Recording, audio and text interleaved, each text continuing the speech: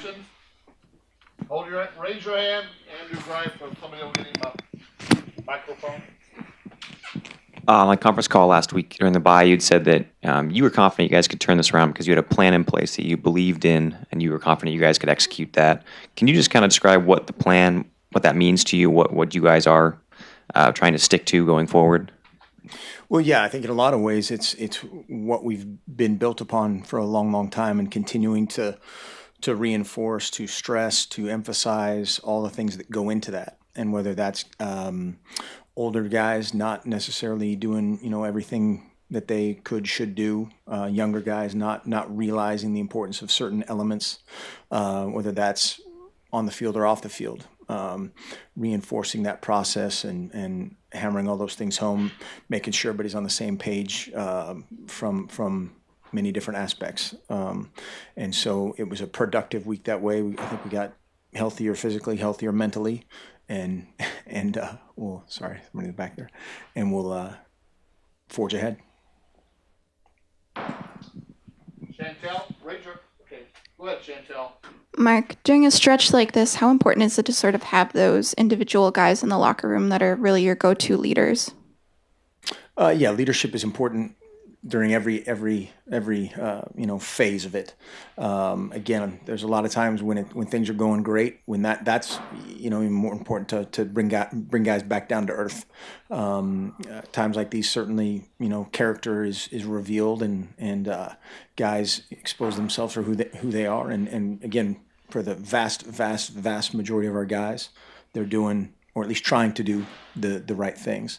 But certainly we take pride in who our guys are, and how they've reacted has been, positive to not an ideal situation.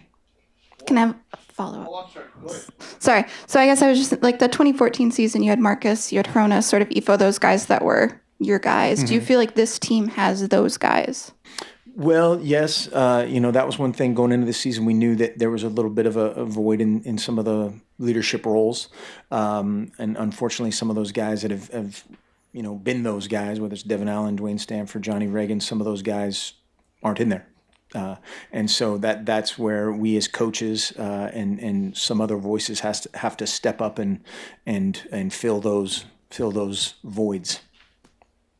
Warren. Mark, the identity of this football program has been win the day, faceless opponent, tempo, things like that. Have you seen a shift of that identity change at all, or are you still reinforcing all those things that you've always done? Absolutely. And that's again, that whenever you're not in an ideal situation from a record standpoint, it's this one thing that's the difference, and or this one person's perspective of that one thing, and we know what our shortcomings are, and again, that starts with our coaches, myself first and foremost, in identifying, realizing, and then solving some of those things. But we haven't changed.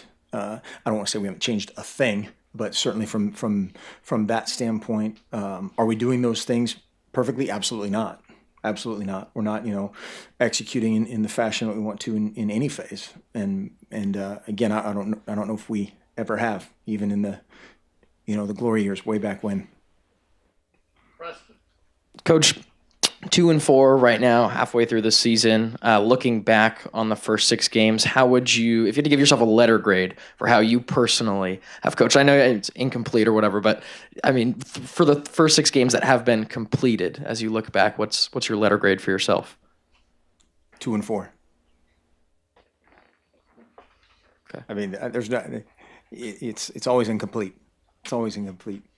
You have to always be chasing something, whether we're 6-0 or 4-2 or 2-4 or whatever, you're always incomplete. Back to Kristen. Don Pelham was kind of ecstatic coming out of today's practice, really happy with how his defensive guys played, talking with some of the guys like Tony Brooks-James yesterday. He was really happy with how practice has gone.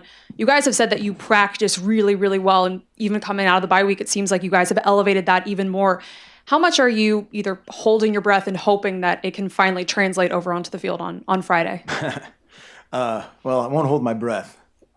contrary to maybe somebody's wish around here, but it's no, that again is one thing. I was kind of shaking my head in the middle of that question, because that's one thing that you try to, ramp everything up in practice, and make it. We want practice to be harder. Training is harder than the games, and that's one thing that our guys have. Again, not 100%. But you're never 100%. The vast majority of guys have bought into and have trained to that level. And now it's a matter of, hey, when you're going against this guy who's a fifth-year senior and you're a redshirt freshman or whatever, whatever the matchup is, and there's 50,000 people screaming at you or whatever the situation is, you execute exactly how you did in practice. And that's it. That's all we need. Nothing more, nothing less. And, when there's a hesitation or you don't communicate maybe as well as you do, or you don't, whatever it is, and that's where, again, we have to look at that as coaches of, okay, is it the person doing it? Is it what we're asking them to do? Is it you trying to be in there every snap of practice and tell them what to do, which we can't do that. That's where you're just trying to find that little special sauce there to make it happen on game day. Andrew Greif. Some of the players, it's pretty obvious that they haven't struggled like this in a long time. They're trying to figure out how to process this and get through it, and how to dig themselves out of a hole like this. Do you pull from any experience coaching? Say at Colorado when things weren't going all that well. Are there past experiences that you can apply in this situation for yourself? Yeah. Again, I think you treat the whys of things the same. Why did a play work when it was Royce Freeman making three guys miss and scoring a touchdown against whoever that was, Virginia, or whoever that was, first or second game, that we didn't execute that play. We didn't execute that play well.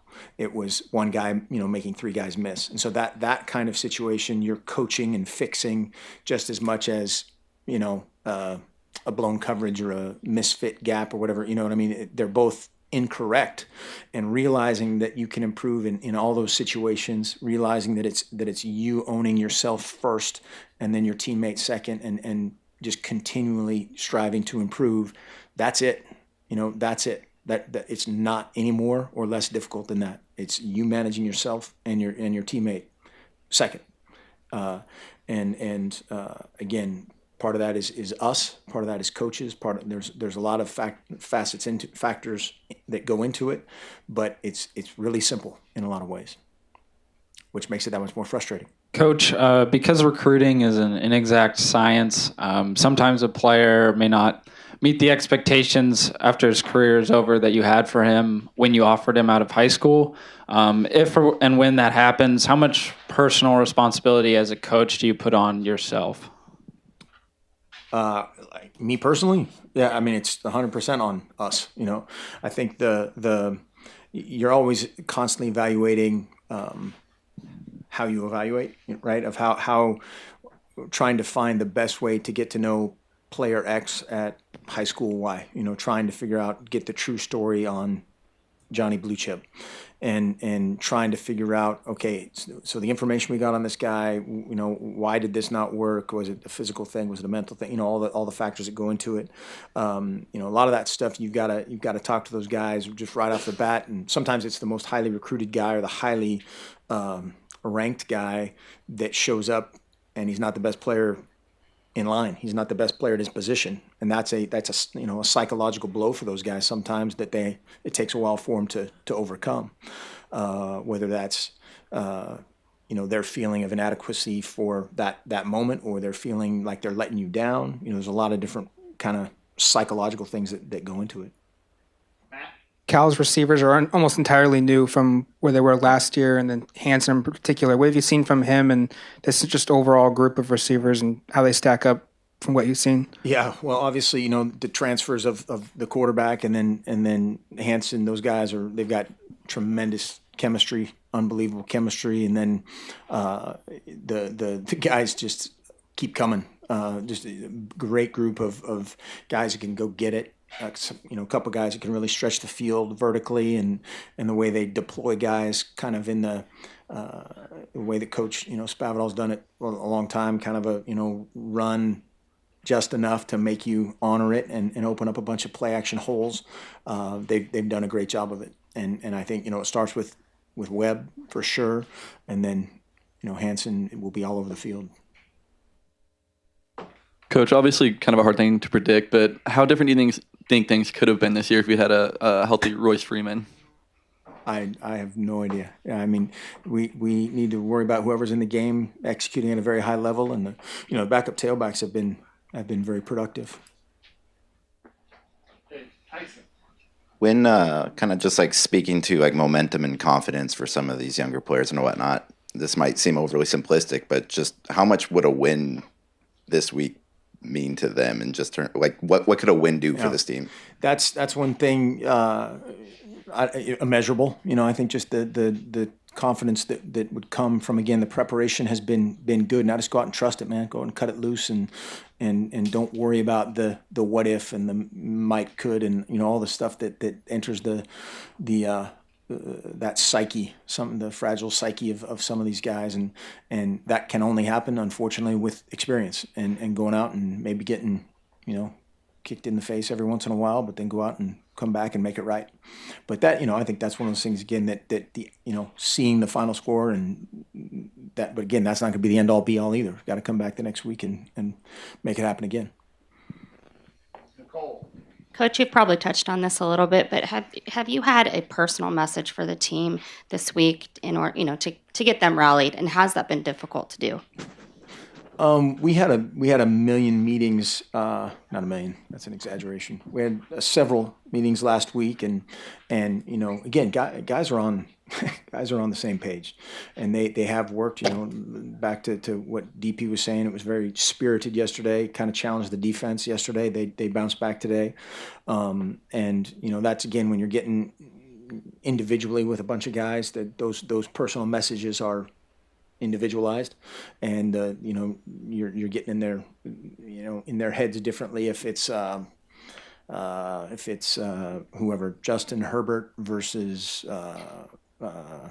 somebody with experience, Henry Mondu or somebody else down the line. Joey.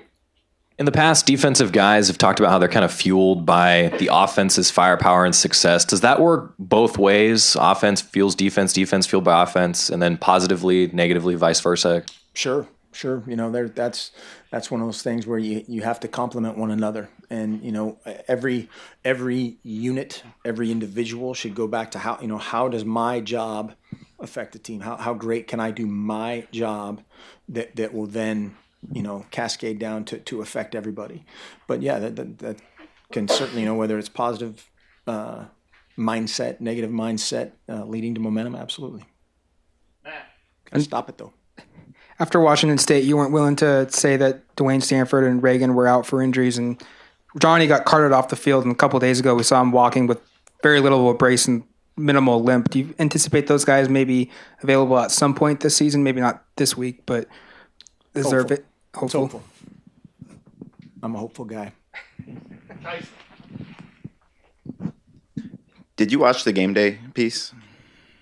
I did not, no. Do you think players did, or that's been like kind of the most focal kind of national stage that this has been presented on? I don't know. I didn't ask around on that. Yeah.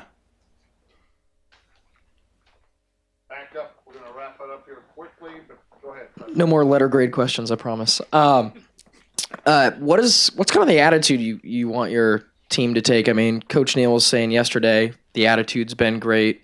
Obviously, Cameron Hunt's comments last week were well documented that he wasn't happy with some of the team's attitude. I mean, do you want your guys to play angry or stay positive? How do you want them to kind of approach the second half of the season from that standpoint? Yeah, I want them to compete their tails off, and that's different. Some guys need that edge of anger. Some guys need to play loose and confident. There's different, guys are different from an offensive standpoint, special teams, defense. They're all, individually, crafted, and that's we want to play together and fight our butts off, and that those guys have done that to a large extent, and that's where we got to find out and put them in slightly different spots, or twist it here and there, or limit this, limit that, add to play to each one of these individuals, but to continue to fight.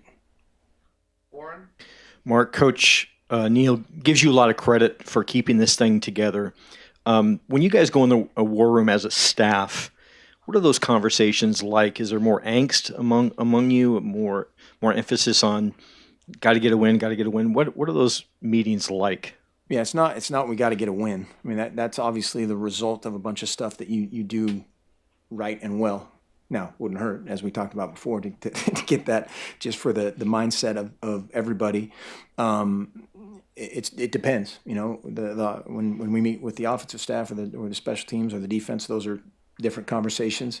And then collectively, again, we got to stick together. It's not, you know, the D-line coach needs to worry about the offense or the offensive line coach needs to worry about that doesn't help at all. That's what other people do. We have to handle each unit, each individual, and come together and compete our face off. Take that to be there are no more questions, so thank you.